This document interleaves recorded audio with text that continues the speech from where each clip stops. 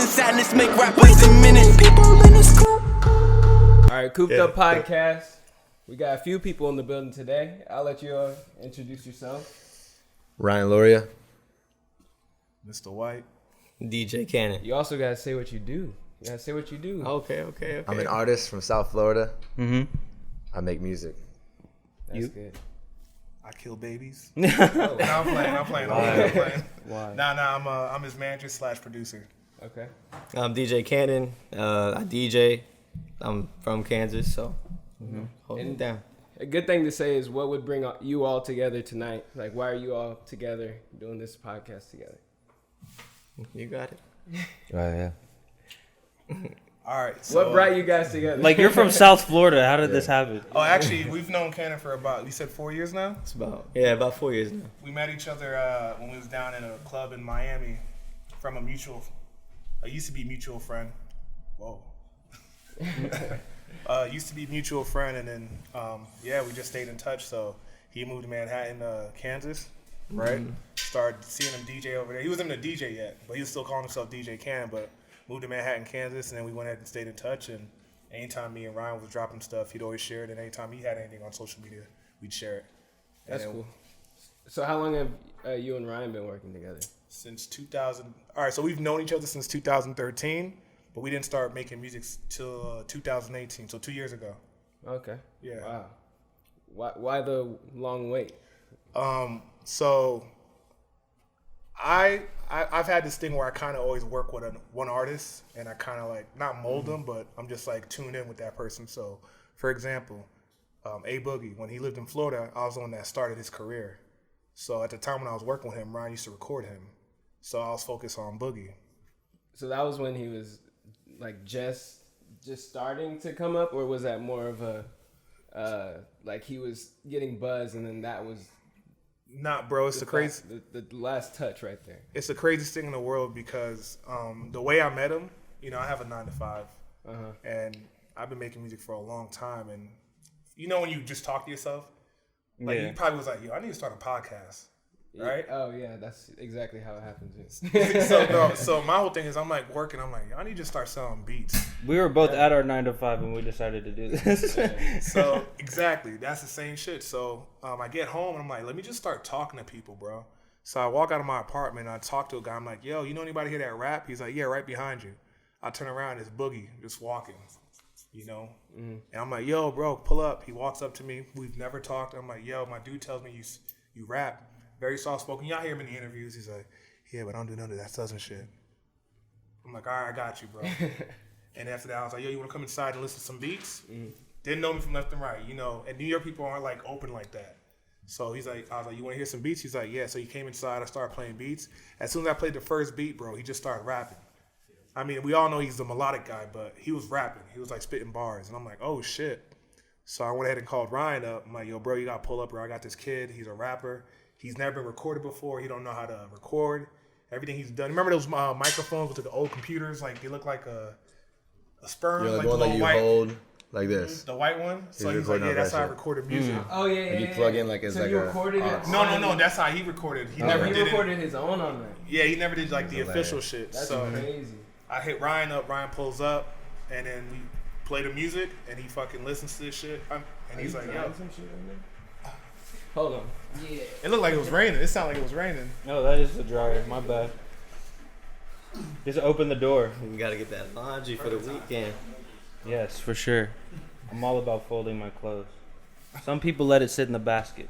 I'm not that kind of guy. Nah, bro. I can't. It can't be big, bro. Like, I gotta throw it back in the dryer, Exactly. That kind of pissed me off. I'm not gonna lie. Are you drying shit right now? I was trying to get all this set up. All right, yeah, so talk about your music a little bit. Like, when did you start making music? Well, I have a very different musical past. I come from being in choir in high school, and my friends were in a band. I wanted to be in the band, and I was like, dope, they're doing that. Like I want to do it. rock band? Yeah, like an actual rock band, like drums, guitar, bass, lead vocals, So I was in that as well, and then I joined choir, and then in choir, me and the guys made a quartet, which is like a cappella. We were going downtown singing and making money like that. And that's when I was like, okay, cool, you can make money with music. And then, but when I was doing all this with them, they didn't really have the work ethic I did, you know, with the band and with the quartet. So I was like, I got to do this on my own. My dad got me a keyboard, you know, so I just started doing solo work, and that's how I'm a solo artist now. What category would you put yourself in for like genres? Clichély enough, I want to say I don't want to categorize myself, but pop, hip hop, you know, let's go with that. Who's your biggest who listens to you the most? Like, what's your demographic? I mean, I think it's always changing, but right now it looks like 18 to 24, you know? Yeah. And I have fans in Brazil, and I like keep in touch with my fans personally. Like they're growing. I don't have like a huge fan base right now, but like in France, Italy, Australia, you know, it's like majority of the ones that I actually talk to are from overseas, which is dope. Wow. I feel like they take in music very differently. And then DJ, how'd you start DJing? Man, that's a great question. Can I just move this? Yeah, I guess go a little ahead.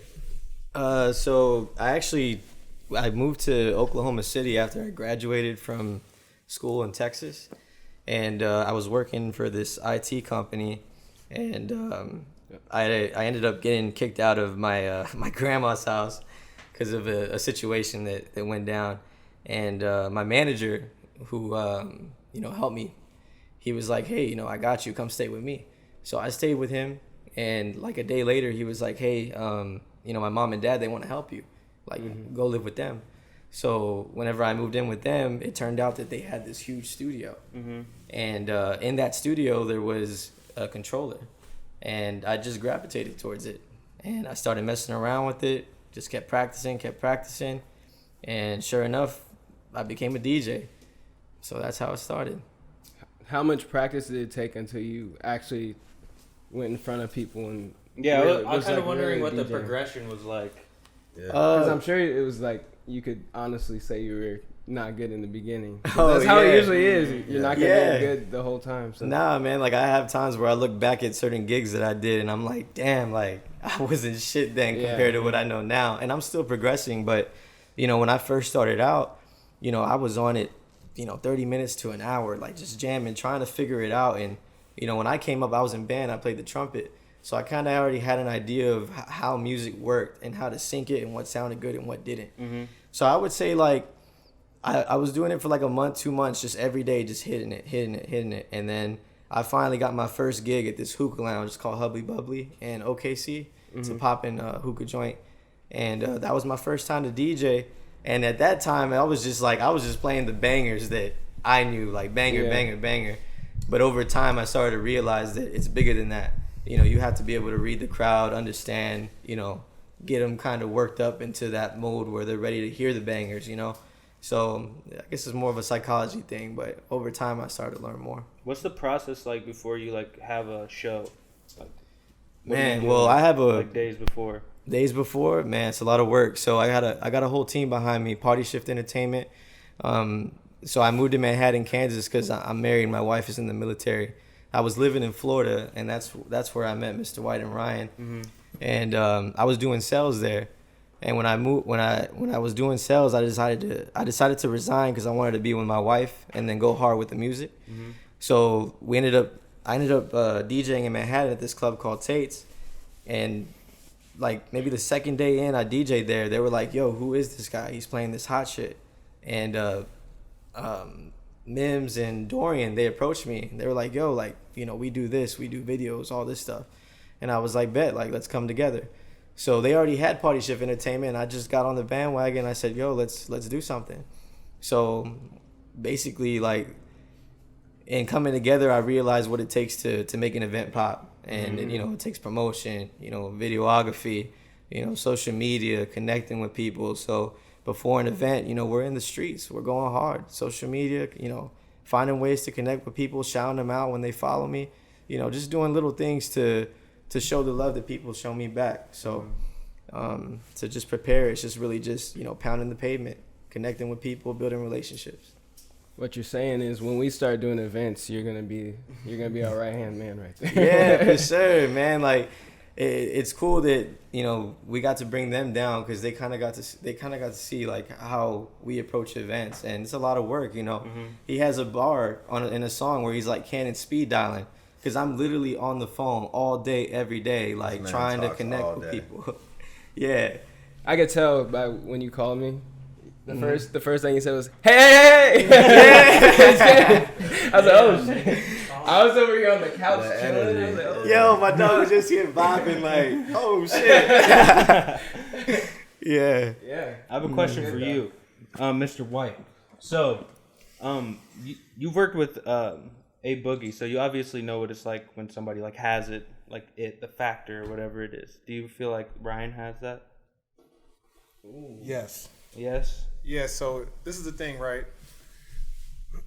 I'm not even going to say that I'm the person that knows if they have it. Let's all be honest. It's all about your work ethic, Mm-hmm. So Boogie, when he was living down in Florida, he was on house arrest. He got in trouble in New York. That's why I moved to Florida.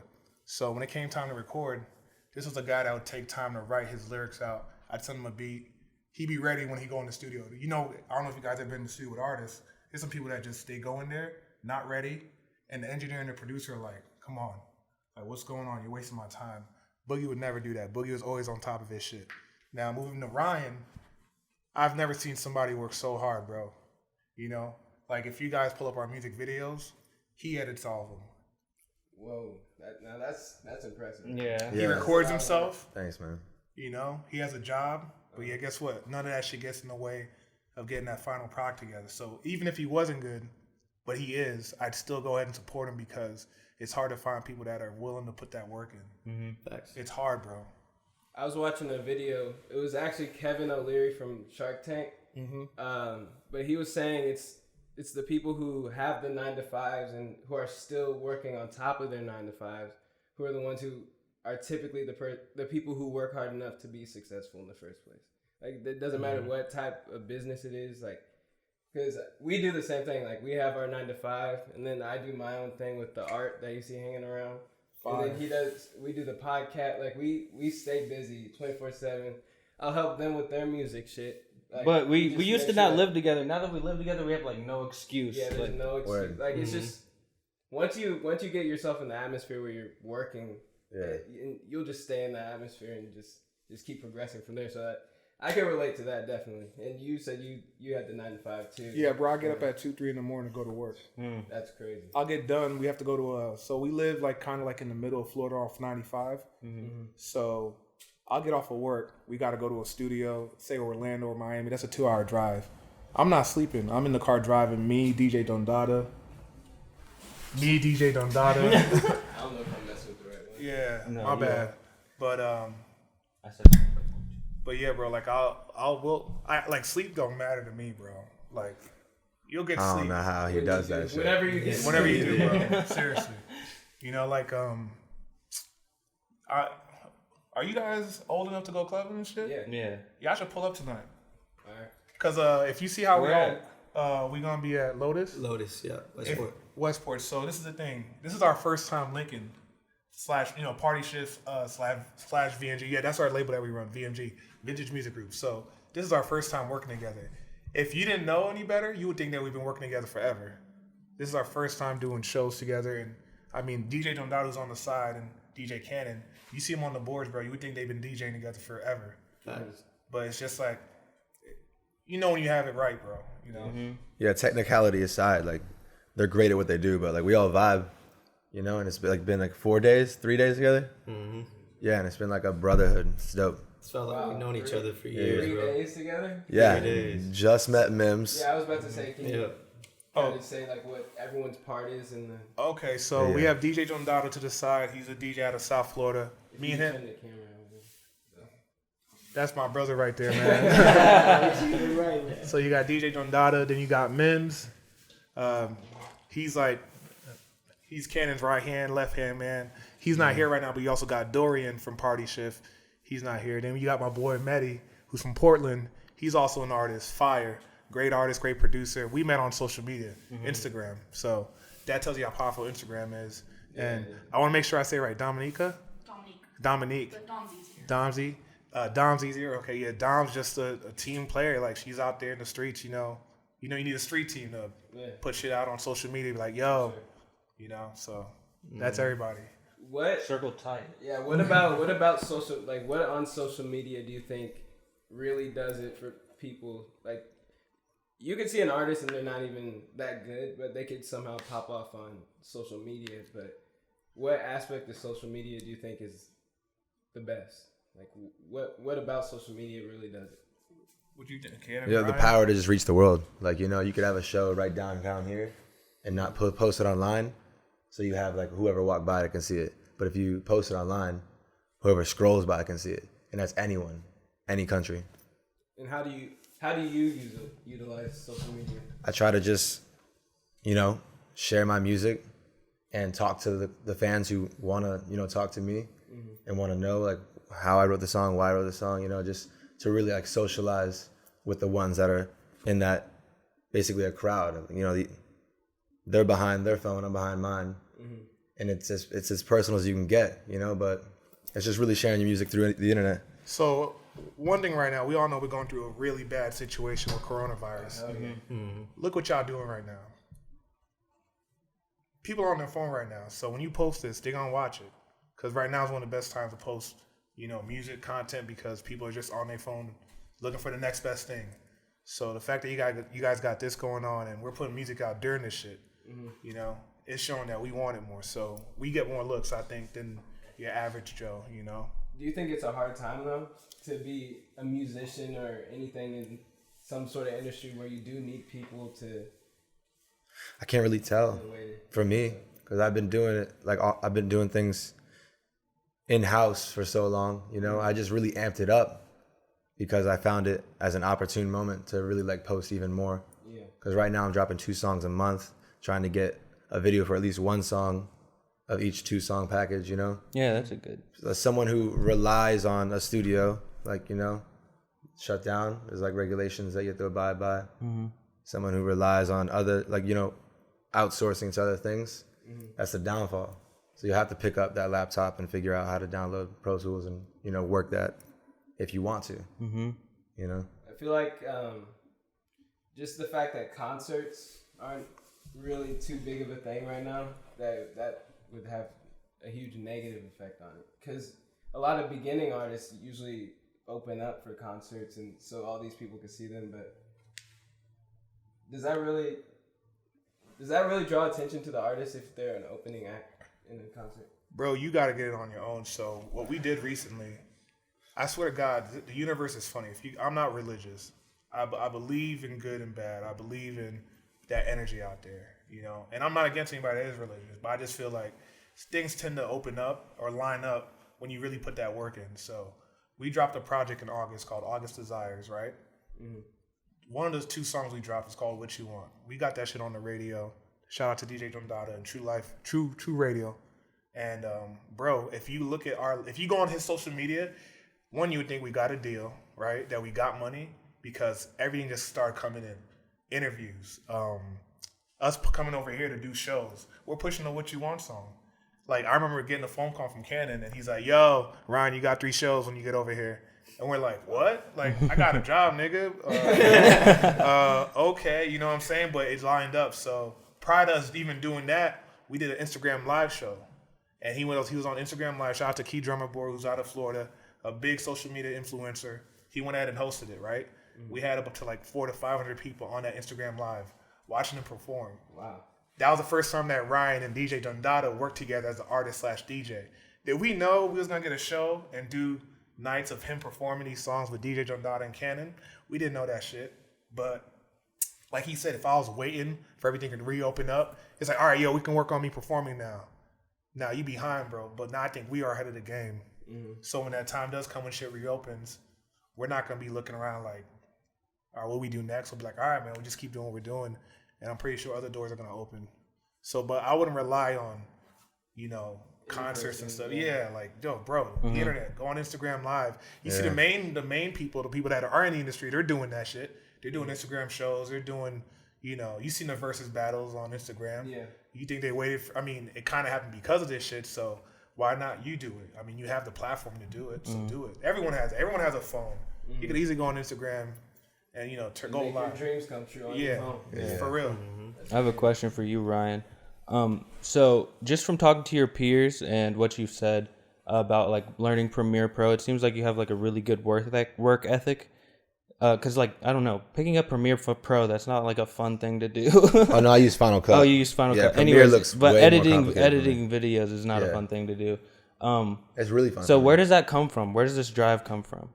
Just wanting to be creative. Like I like making things exist that didn't exist.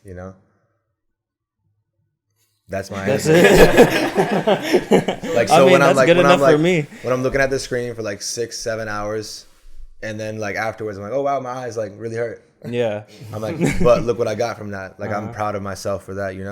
It's just fun for me. It's really fun. What do you guys think of Kansas City? It's cold. Honestly. It's cold. Nah, it's Not dope, yet. bro. I love it though. I fuck with Kansas. Yeah. It's funny because I think every city has the same niche thing. Like, so we was, Mims, what was that era we was in when we went to go perform and stuff last night? Last night? Yeah. Westport. So Westport reminds me of Orlando. If you ever been to Orlando, the way they close the streets off, all the popping areas are in the same vicinity. We have that shit in Miami and Wynwood, So every city has like the similar thing, and it's always around colleges, which is smart. You get all the young people in there. It's a big thing to compare Westport to Miami. Though. Yeah. Bro, no, listen. I bet you people out of Miami think Miami's overrated. I think anybody from where they're from thinks that area must be like, yo, I'm so happy to be here. And you're like, I just recently started like loving Kansas City for some reason. Like probably because y'all won a championship. You can't get this anywhere. Like right now, like the cost of living. If you try to go to a different city, like it's gonna be way more. Oh, no, I'm liking it right now, but like in 10 years, it's not. I've never been to the middle. I've never been to the middle of the U.S. and I'm like wondering where the wind is coming from. Yeah, there's no water. No, but that's my thing with like when people say like what's out there in Kansas, and the funny thing about it is that whenever I did move to Manhattan, like in a matter of 3 months, what do you think it was, man? It was like 3 months when we really got it popping. All right, so we come in, bro. This club has 50 people in it. In about 3 months. Yeah, 3 months. We packed the whole place out. 920 something people, 2 sides and a whole patio. And when I was doing, in Manhattan, Kansas, bro. Like we had people from Kansas City, Lawrence, Wichita driving just to come and like witness the energy that we had in there. And while we were doing that, people from Miami were hitting me up like, yo, I got to get out there to the Midwest. Like, what are y'all doing over there? So it always freaks me out when people are like, we have to go to New York, we have to go to Miami, or we got to go to Cali. Like, nah, you can do it in the Midwest. You can. It's just a matter of, social media, marketing, working hard, connecting with people. Because I like the question you asked earlier, how do you utilize social media, right? Well, it's bigger than just posting stuff. The same way in sales that you build relationships and you're talking to people, it's the same thing with Instagram. For example, he hit me up, some random girl out of California that does interviews. I think it's The Playground. Yeah, The Playground. Shout out to her. What was her name? I can't remember her name. Marissa. Shout out to Marissa. I did not forget. Playground. Cut that out. Make sure it looks, Oh, we're chopping this up? Yeah. Yeah. So he had me reach out to her, and she had a platform of what she was trying to do. And I told her what we had, and she was like, all right, bet, let's do it. So we knocked out the interview, and now she's with it. She loves Ryan. She likes the work ethic that we have.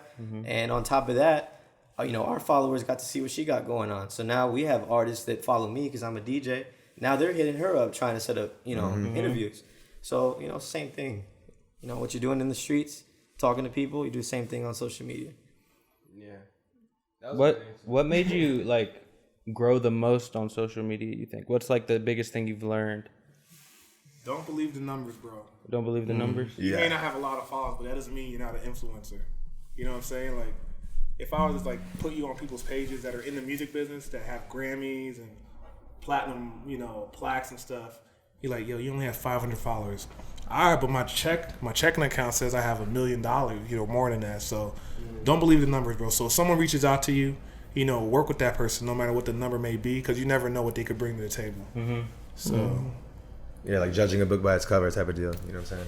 Yeah, and you also, so like for someone like me, so I only have like 1,200 followers, but I feel like it's more about people's engagement rather than, so if there's a lot of people engaging with your content, that means you're doing something right, and that means you're just gonna just keep increasing your numbers in general. So you could have 50,000 followers but get 20 comments under your photo, but what's that really gonna mean? Because people are seeing your stuff, but it's not like they really care. But then I could have 1,200 and get 70 comments, and then people will be like, why is he getting this many comments? Because I'm talking to all these people. Yeah. This is engagement, and it's good, and that's how you know you're about to start growing. Yeah, and I think, you know, Gary Vee says it best. You know, he says it's not about gaining more followers. It's about taking care of the followers that you already have. Yeah. And that will lead to more people following you, because those people will vouch for you, bro. Like, Word of mouth. if I post a flyer, bro, I swear to God, like 20, 30 people are posting on their story, they're commenting, and I'm making sure I comment back. I always make sure. Yeah, that's a good. If one person I do that comments, too, I yeah. comment back always. You know, I try to like have conversation in my comments too. You know, like, Yeah, oh, it's make gonna it unique. yeah, like, unique oh, it's gonna be like, it's not like a fire emoji, right? And then I Yeah. just send like a praying hands or something. I'm like, oh, it's gonna be lit. You know, make sure you come Yeah, through. That's like, what I do. You know, what do you plan? I do know? both. I do both. It just depends. If they comment emojis, I can't really have a conversation from that. Well, yeah. I was just trying to, like, sometimes if it's just a fire, I'm like, well, shit, what can I say? But Fire back. if they say, yeah, you know, Word. exactly. I'll But do if they the say star- something else, star you emoji. know, yeah, man. So just try to make yourself available. That's all. Make yourself available. I kind of want to hear about the crazy experience you were talking about at a concert with that we were talking about, or you were talking about it right before we even started. Yeah. No, I mean, it's just, you know, I was like, bro, Reality check type shit. yeah, it just makes you realize, all right, so, I mean, I can tell you all the moments of my life doing music that I'm like, damn, okay, this shit is real. So when Boogie left, he left Florida and moved back to New York. My whole thing with him and me and Ryan talking was like, bro, you have something. Continue doing it, you know, don't, because, bro, we know when you're young, man, there's a lot of temptations out there that can steer you away from your goals of what you want to do in life. So while I was doing these jobs, the job where I wake up 2, 3 in the morning, me and Boogie on the phone, I'm FaceTiming him, we're talking, he's like, yo, I'm in the studio right now. So he was on top of this shit. And at one point, we just like disconnected, you know, because people get busy. Yeah. And next thing you know, bro, I hit Ryan. I'm like, yo, bro. He's like, what? I'm like, yo, I'm going to send you a video on YouTube with Boogie. And he goes, all right. Boogie sold out BB King's in Manhattan. I don't know if it's still open, but he sold it out. And in my eyes, I was like, what happened? So there was that And turning it was point. it was the music you produced? Yeah, well, I mean, Or when some of Boogie, it? it was some of it. So, like, the thing that's great about Boogie, too, and I probably didn't even answer your question, but this is my problem. I just go from, like, this to that. But what happened with Boogie is I made this song called Temporary with Boogie. And that song is, like, one of his most popular, like, original songs, you know, like, in the beginning. So when I went up to New York with him, this is how this guy's a real one, bro. Like, I'll stick for Boogie. I'll stick up for Boogie forever because he really is a down-to-earth type of guy. I had Ken on a FaceTime call with him, and he was just acting normal. He ain't act like he was somebody, you know, I'm better than you. And so what happened, and I think I lost my track, but I don't want to act like I lost it, is, so Temporary. When I went to New York, I started meeting all these people that was from Highbridge. He's like, you Mr. White? Yo, that Temporary track. So I got there. Everybody knew who I was. And the only way they knew who I was is because of him. He was the person that I was like, this is a guy when I was in Florida that got me to sound the way I sound, and you guys are hearing. I'm making music with you now, but I wouldn't have made this if I wasn't with him in the beginning.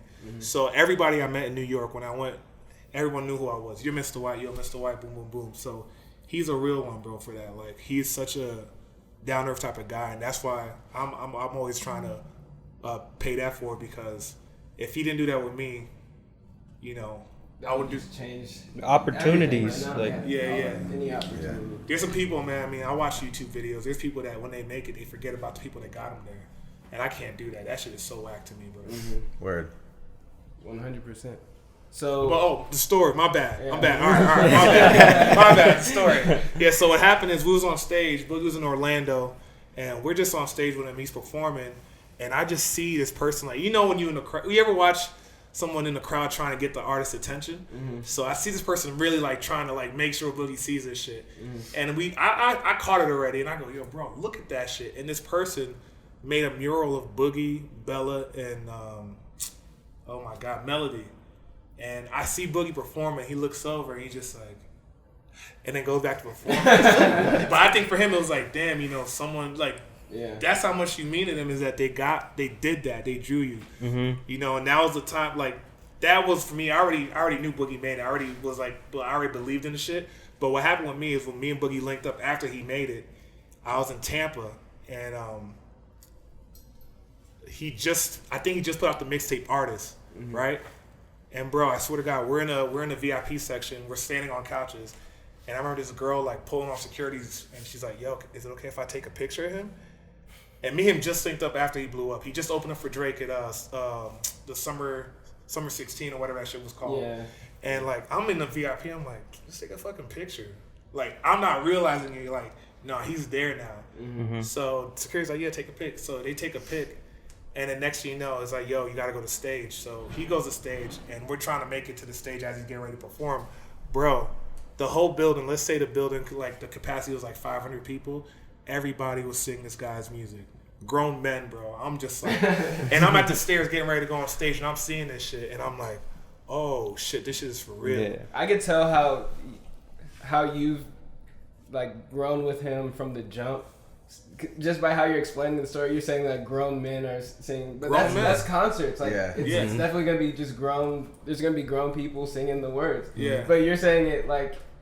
It's like in a different way, like you've seen them from the beginning to where there are grown men singing his music. Yeah, and I think what's crazy is now I feel like we're getting that with Party Shift and VMG with Ryan. So we're from South Florida. We've never been here.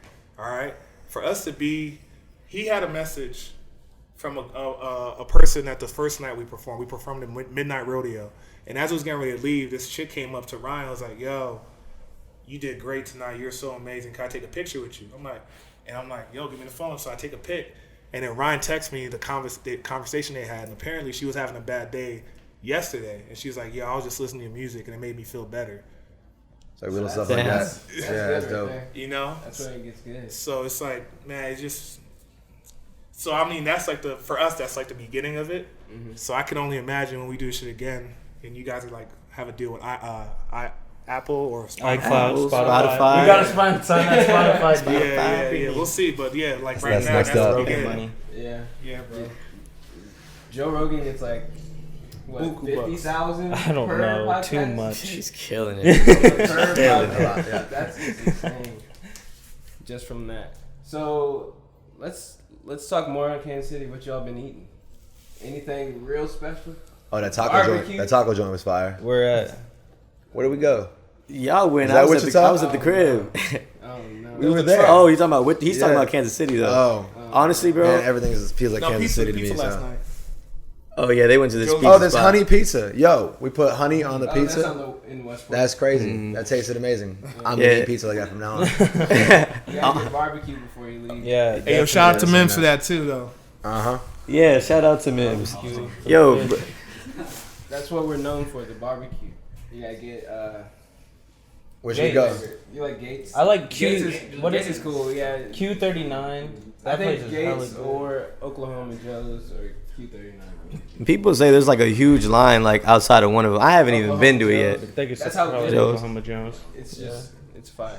Man, honestly, bro, like we haven't had time to like sit down and eat at a nice restaurant. Like, oh, it's not nice. It's a gas station. Oh, it's a gas. We haven't even had time to pump gas then, yo. Let's go though. I haven't been to that point yet. All right, so what's going on tonight? What's DJ Cannon? Oh man, the mood tonight is it's Lotus Westport. It's gonna be DJ Cannon, DJ Don Dada, Party Shift Entertainment, VMG. Special guests in the building. Ryan's gonna do a performance. We were at Yard Bar last night and we shut it down, bro. Like numbers was crazy. I wish that like you guys could have been there to see the line outside. It was just ridiculous. We should have went in Yeah, we were out in in Westport. Y'all were there? Yeah. We were Damn. We were at the bar. Shay Charlie. Yeah. We have a section tonight, so Mims, they're more than welcome. You can put them on the list. Yeah. So you guys can slide. Just give me your names. All right, for sure. Yeah. So, what's something interesting that each of you can talk about right now? Like Anything interesting? Anything that's really interesting to you or that happened to you? There's so many things. Yeah. Like, I was trying to think of something like you were saying in the story. You said. What are you passionate about? oh, I'm passionate about movies. I love watching movies. Oh, movies are tough. Yeah. Movies. Sometimes. Nah, he I'll- watch trash movies though. He We be could get watching like started on movies. Nah, there's no trash movie, yo. They put the time into that. Yeah. A movie. Anytime we have somebody on that likes movies, it's like we just talk about it for too long. All right, well, let's we'll just go through it. Well, something interesting. I think it's interesting. Like when I have writer's block, I just watch a fucking movie. Am I allowed to curse on you? I'm sorry. Yeah, go ahead. I forget. Okay, but yeah, I'll watch a movie and that'll just cure my writer's block because I'll just write about something I see. Like that'll give me a bar, you know. I feel like I do that. Interesting. Sometimes. When I paint, I'll just watch something. I'll just sit down. I'm like, I can't paint anymore. I watch. I'm like, oh shit, I need to paint something. I need to put some shit on. All right, so question. Did you do that? Actually, no, but I came up with how it was supposed to look. That's fire. It is. So it's actually two different graphic designers. So first it was just the car. We literally just had the car, and I was like, this is not how a logo is supposed to look. And then this dude that Halston worked with was like, I'll do it for free. Like, I'll do whatever else you want to do it for free. I was like, oh, okay. And then he did the smoke, and I was like, that actually looks real hard. You changed the color. We changed the color too, right? Oh, yeah. It wasn't originally It's just that fire. color. It was like a dull color. Yeah, but thank you. I appreciate that. Nah, it's fire. But yeah, I used to be an MMA fighter. Oh, really? Yeah, my first fight was here. Yo, he never tells anyone that. Yeah, so. I don't ever tell anybody that. Did you shit. win? Yeah, I broke his nose. So are you more of a wrestler, kickboxer? I'm about to be racist as fuck. Um, I'm black. I throw hands. You were just throwing hands. Nah, Haymakers. He was throwing doors. Nah, so first of all, that experience, bro, was the scariest experience of my life, bro. What made you want to do it? Some deep dark shit. Yeah, definitely. I don't want to stand in front of somebody trying to kill me. Yeah, It takes so something weird up in your head. dog, man. Yo, what's wrong with you? No, seriously, nah. Murder you. Look, nah, bro, nah, You're real getting talk. paid to just Look, throw hands at this guy. I'm telling you right now, bro. I'm not trying to put anything out there, but I'm the one that walks away from every altercation. I walk away. Yeah, I do that exact same. Well, no. Not There's a, I mean, Smoke or what? I was trying to show him the video today, but have you guys seen that Simpsons episode where Homer is playing Krusty the Krab? Not Krusty the Krab, but Krusty the Clown. I think I've seen that one. And then like they have the Hamburglar. He's like Yeah, trying to yeah, steal yeah, it, and he yeah, starts yeah. beating him, and the kid's like, "Make it stop! He's already dead." It's like that's me, bro. Like it's gonna take like 1 million people to get me off of whoever the person is. Oh my god. So I walk away from shit, bro. All right. It went there. Damn. It went there. Nah, but Mr. White most definitely carries himself. Like, it's crazy. Like, you know, some situations can go down, and he already knows how to deal with it. You know what I'm saying? For somebody that can deal with their emotions like that, that really shows like the growth of a person. Because some people like they automatically want to snap, and sometimes you can figure things out with just a simple conversation. You know? That happened recently. Oh my god. Like just because of drunk people, like Yeah, we were just chilling at this bar, and I was like, oh, hey, I think I remember you from somewhere. And I think he got insulted because I didn't remember him or something. So Oh, he's like, who are you? Like, dude, with your hat not matching. he just your started shoes. Like, flaming your hat him not like matching out of your shoes. nowhere. I was like, what do you mean? I was like, wait, my shoes are black, my hat's black, whatever. And then I was like, and then he started going in on his ears because his ears were like this or something. That was like And that was too that's much for when, him. Like he was like, "Oh, you trying to go outside? You trying to go?" I thought we were joking. I thought it But was a he- joke. Yeah. Like It was so Oh, I've been in like something he was like getting that. his feelings hurt apparently, but he wasn't showing it. Like it was just a roast battle. But Yeah. he was about to Wild. just fight. He was about to swing on us. What about Because you, I though? talked said his ears were big. What about you though, Karen? What's your gift, man? What's your My gift. Special The story. special, Special yeah. story. Oh, a special story. Dang. Man, I'm trying to think. I mean, all that time. my life is music, man. Like it's just music, and you know, I do sales too during the day. I work a 9 to 5 too. You know, I've been trapping on that phone for a long time, like on some Wolf on Wall Street type stuff. Mm-hmm. You know, that's really you know, doing that is really what helped me as far as like the entertainment business, because you can actually take what you learn in sales and apply it to anything. But other than that, like I got a crib at my house, and these guys will tell you I'm watering the grass every day, working on that shit. That's just what I like to do, is work on the yard. Like it's working on the yard, doing music and sales. That's it. You bag your grass? Do I? Yeah, I bag my grass. Yes. Those guys. What is that? Yeah. Waters his lawn every day. Okay, you know the lawns where they have like the diagonal lines. Like I feel like that's him. Yeah, yo, that's me. Not a spot on his grass. Like no. Do you mean like bag the clippings? Yes. Yeah, dude. A fucking. I used to have to do that shit. I was so mad as a kid. I would try to do that like shit, bag man. I just get out bag as the fast as grass. possible. Bro, but now they got the. Nah, I'm not even gonna. I was about to say, now they got this cool shit on the lawnmowers. You just click that shit and it rides, bro. Yeah, no, I know what you're talking Yeah, it makes it easy. So, nah, whatever. Grass. Grass. Yeah, keep your grass green. Yeah, preach. Yeah. That's what it is. Yeah, I'm trying That's to think exactly of. what you're thinking. What is that? You remind me of So have you? How close are you? Have you been like backstage with A Boogie, and then like had? Is it that type of connection where whenever he's in town? Yeah, like you on just Christmas hang we up were like that? recording. Like, Okay. what was that last year? So for I'm Thanksgiving, asking this. I'll tell you why I'm asking this question before you answer. So what I try to focus on right now with like my art is to figure out ways to get viral attention. So like if I were to be at a concert, I would make sure I would figure out a way to get to the artist in some way. I've just started doing art again recently because I just had this revelation in my head, like I could do this whenever. But so what would be like the best way to get contact with a certain artist about something like that? oh, I don't know, bro. Oh, you don't know that one? Nah, I don't. Probably like I've seen some artists just Because I've tried the holding the paintings up. I would do that, and it's worked for me. I've only done it once. It worked for me though, and I was able to get back there. why don't you try to bring like a team to do that? Like go to a show with a team, like print it multiple times. Yeah, I You got got like tell 10 you, people I hold need that to tell shit you a up. crazy story though. So the time I did that, it was me, him, and a few other people. So we all went, and we weren't trying to pay for the show though. So I was like, I don't care what's happening tonight, but these paintings will be at their hands at the end of the night. So we went to bumfuck, what's it? Oh my God! Somewhere in the country out here. Missouri? Missouri. Yeah. Sorry for whoever lives there. But we were driving around for an hour trying to find the venue, and then we get there, we walk up, security's like... We park in a field first of all. We lie and There's say... there's like 100 we're cars. like media for a newspaper or some urban media or something, and they believed it.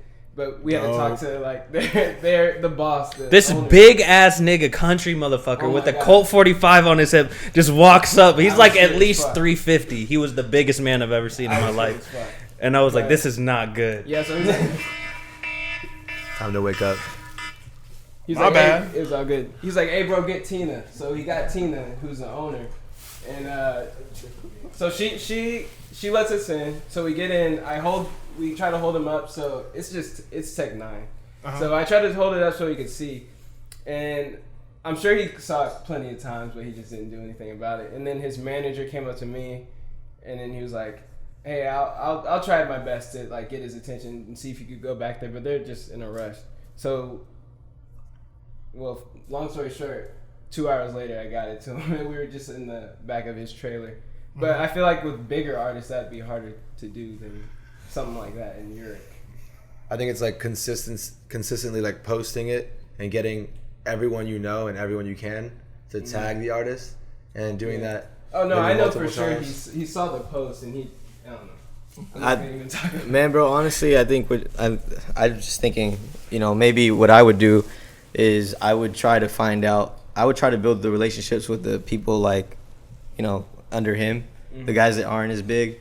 They're easier to reach out to, and I would try to build a relationship with them, you know, do art for them, and they're gonna feel like special.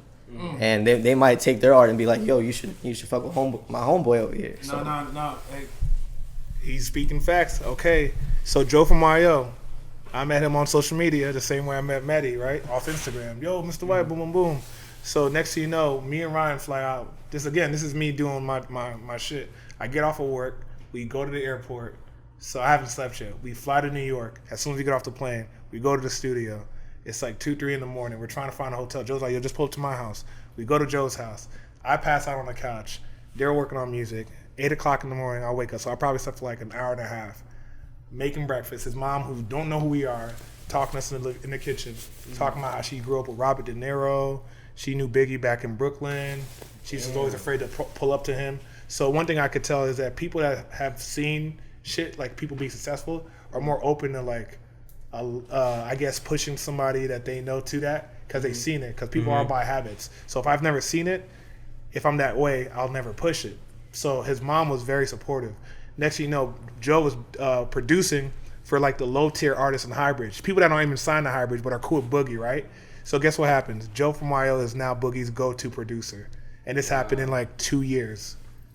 Yeah, he was talking. He's like, I just want to meet him at first. But what he did is exactly what Cannon said. He worked with the people below Boogie, going from, say, this artist, producer for him, and then that artist is going to be in the studio with Boogie. So who you going to invite? Joe. Yo, Joe, pull up. So Joe pulls up. And Boogie, again, one of the coolest people in the world. He'll listen to everybody's beats. He's not one to be like, oh, no, you're not Metro Boomin, or you're not so-and-so. He'll listen to anybody. So next thing you know, I bet you it was a situation where he's like, yo, Joe, you got anything? And Joe started playing some shit. Bro, Joe pretty much produced almost all of Artist 2.0. Wow. Yeah. That's insane. So I would do what Cannon says, man. If you want to fuck with an artist, man, don't go directly to him or her. Mm-hmm. Look at his team and like talk to them, hook them up. Yeah, like how many managers are having art drawn for them, Yeah. Yeah, because honestly, that's what I did to get in contact with Michael Blackson. Michael Blackson, he got a show. I think he had a show yesterday in KC and tonight. And his girlfriend follows me on IG and supports me heavy. And I reached out to her, and I was like, hey, I got this event, tonight at Lotus. Like, I want to invite y'all. But she couldn't make it out because she's in LA. And I just left it like that. And then like 2-3 days ago, I hit her back and I said, hey, I talked to the manager over at Lotus. Like, if Michael's trying to do something later, like, call the manager and they'll hook you up on the section. And she's like, well, the only way he's going to do it is if you pay him. So I'm like, okay, well, who do I got to talk to? And boom, I got to his road manager, and his road manager, like maybe 1,000 followers, something like that. Mm-hmm. And I got all the info from him, and they gave me all the pricing and stuff. And we couldn't make it work because we're running at 50% occupancy, so it doesn't make sense to bring in these acts like that at that level. But still, like, that got me to somebody right there with Michael Blackson every day. So imagine if I could have gotten the budget approval, I would have been with Michael Blackson, taking a picture with him, all that. Mm-hmm. And for me, like, I don't look at it like it's an L. I look at it like, damn, okay, this formula worked. Yeah, I can do this again. Or if he's in the city and the money right, boom, I know who I got to talk to. Mm-hmm. And then I can hit you up like, yo, bro, we got Michael Blackson. Let me get some of that art. You know what I'm saying? There's the relationship. You know what I'm saying? It's all connecting the dots. So, yeah. It's a good mentality. It's a good one. They call me old, man. They say I got an old man mentality. Yeah, from the lawn too. Yeah, for real. It seems like a goat on social media, like way better than I am. You need to do a social media marketing. Yeah. Did you take a class like that or No. something? No. I feel like that would be a good class to take. Man, just get on YouTube. Yeah, YouTube Word. University. Yeah, true. Yeah. You have any final remarks? No. I'm alright. You guys? Thanks for having us. Wait, you guys know any Kansas City artists? I want to hear their shit. All right, let's do it. Play that. All right.